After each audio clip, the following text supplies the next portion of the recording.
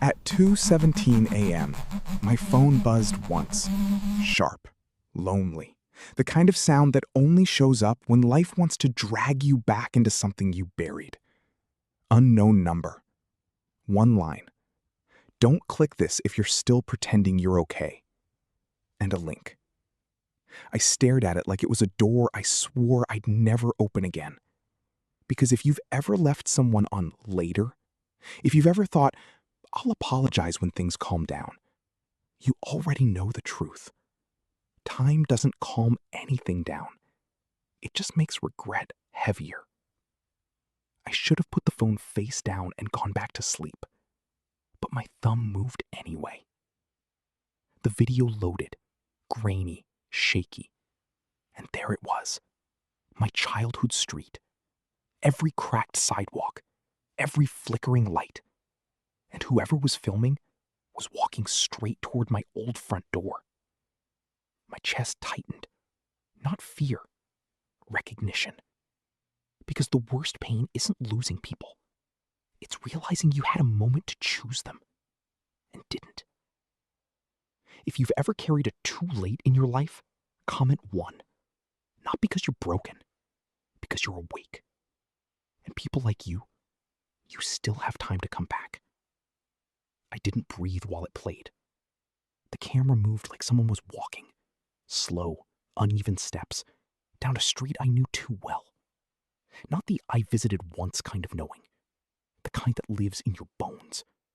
The sidewalk with the missing square of concrete, the leaning pole that always hummed when the wind hit it, the street light that flickered like it couldn't decide if it wanted to exist. And the sound, that faint crunch under each step. It wasn't just audio. It was memory. I watched my own past approach me, frame by frame, and I realized something terrifying. I hadn't been running from a place. I'd been running from what I did there. Because it's one thing to move on, it's another thing to pretend you didn't leave wreckage behind. I told myself I was protecting my peace. I called it starting over. But the truth is, I just got good at not looking back. The video kept coming closer. No music, no captions, just footsteps, and that quiet, deliberate pull toward my old front gate. My hands started to shake. Then the camera stopped, right in front of the house. The screen went black for half a second, like someone took a breath. And a voice, barely above a whisper, said my name. Not angry, not loud, just familiar. The voice didn't just say my name. It said it the way only one person ever did. Like it was half a joke, half a promise. Like I wasn't a stranger yet. I froze. My throat went dry, and my mind did that thing it does when reality gets too sharp, trying to explain it away. It's a prank. It's AI. It's someone who found an old recording. But my chest knew before my brain caught up. Because grief has a fingerprint. And that voice carried it. Then the screen lit again, just barely. The camera angle shifted, and I saw a hand reach into frame. Familiar knuckles, a small scar near the thumb, and set something down on the doorstep. A photo. I leaned closer, like the distance between my eyes and the screen could change the truth. The picture was of 2 kids on that same street, arms around each other, smiling like the world couldn't touch us. Me and my little brother. The one I hadn't spoken to in 7 years. The one people stopped asking about because my silence made them uncomfortable. The voice came back, steady now, soft, not accusing. Yeah, it's me. And suddenly, the link wasn't a message. It was a doorway, and I had just stepped through. His voice didn't rush. It didn't dramatize. It just unfolded the truth like someone who'd carried it too long. "I remember the last night you were here," he said.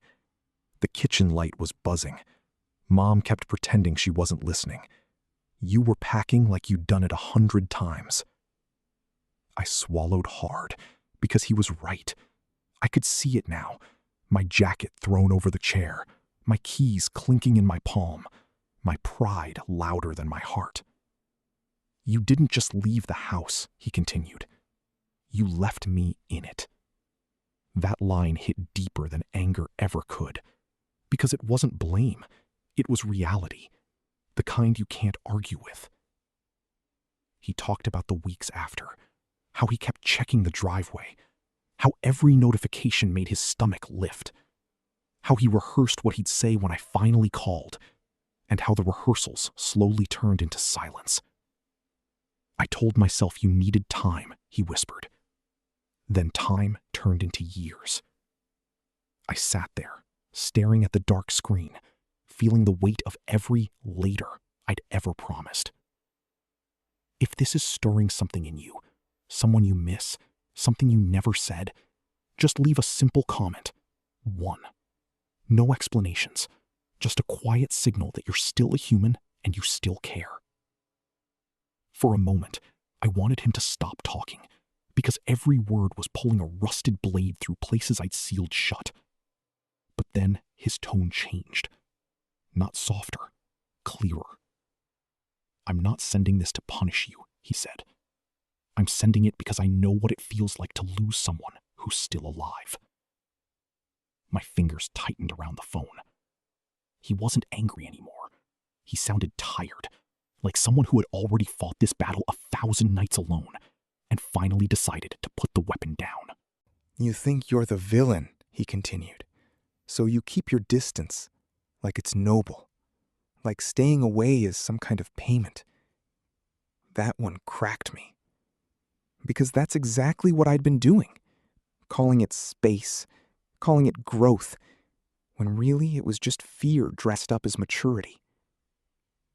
Then he said the line that didn't feel like forgiveness. It felt like permission.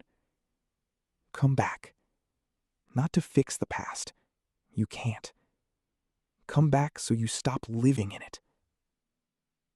The screen stayed dark, but I could hear his breath. Calm, human. "You don't owe me perfection," he whispered. "You owe yourself honesty." And suddenly, the heaviest thing in my life wasn't what I'd done. It was how long I'd refused to face it. The phone slipped from my hand onto the blanket, like it suddenly weighed 100 pounds. I sat there in the dark, staring at nothing, while his last words echoed in my skull.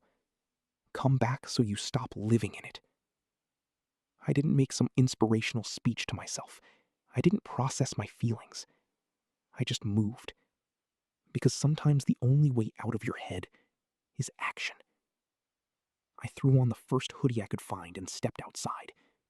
The air was cold enough to sting, like the world was trying to wake me up on purpose. My car door creaked. The engine turned over. And as the headlights cut through the street, it felt like I was driving into a part of my life I'd edited out. Every mile closer, my chest got tighter. Not from fear of what I'd find, but from fear of what I wouldn't. The road was empty. No music, no calls. Just the hum of tires and my own breathing, uneven and shallow, like I was trying not to disturb the past. When I finally turned onto that familiar street, my hands started shaking again. The streetlight still flickered. The sidewalk was still cracked. And there it was. The house. Quiet. Dark. Waiting. Not like a place. Like a question. I didn't knock at first. I just stood there, staring at the front door like it might open on its own, like the house might recognize me and decide I deserved mercy. The lock still felt the same in my hand, that small, cold resistance before it turns. When the door creaked open, the air inside was different. Stale, quiet, heavy with the kind of silence that builds when no one says the things that matter. My footsteps sounded too loud, like I was interrupting a life that moved on without me. I walked down the hallway, past the spot where our height marks used to be on the wall, past the frame that used to hold a family photo. Everything looked smaller than I remembered, but the guilt felt bigger. Then I saw it, on the floor beside the old bedroom dresser. A phone. Not new, not fancy, just placed there, like someone had set it down carefully and walked away. The screen was cracked. The battery was dead. But underneath it was a folded piece of paper with one line written in plain ink. If you came back, you're not too late. My knees went weak. Because all these years, I thought the door was closed, and here it was, still cracked open. I unfolded the paper again, like rereading it might change what it meant. The words were simple, almost unfairly simple. If you came back, you're not too late. I sat on the edge of the bed that wasn't mine anymore, holding that old phone like it was fragile glass. For a second, I tried to picture him leaving it here. Not out of drama, out of hope.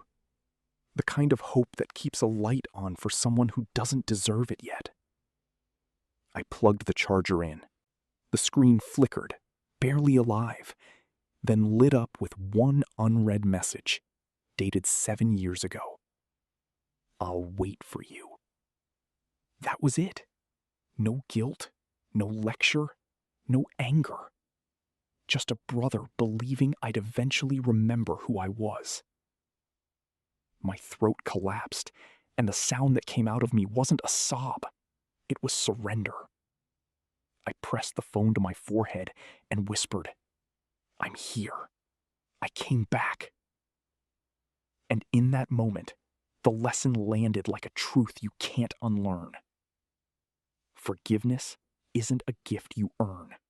It's a door you choose to walk through before time turns your someday into never. If you're carrying a name in your chest, don't wait. Come back.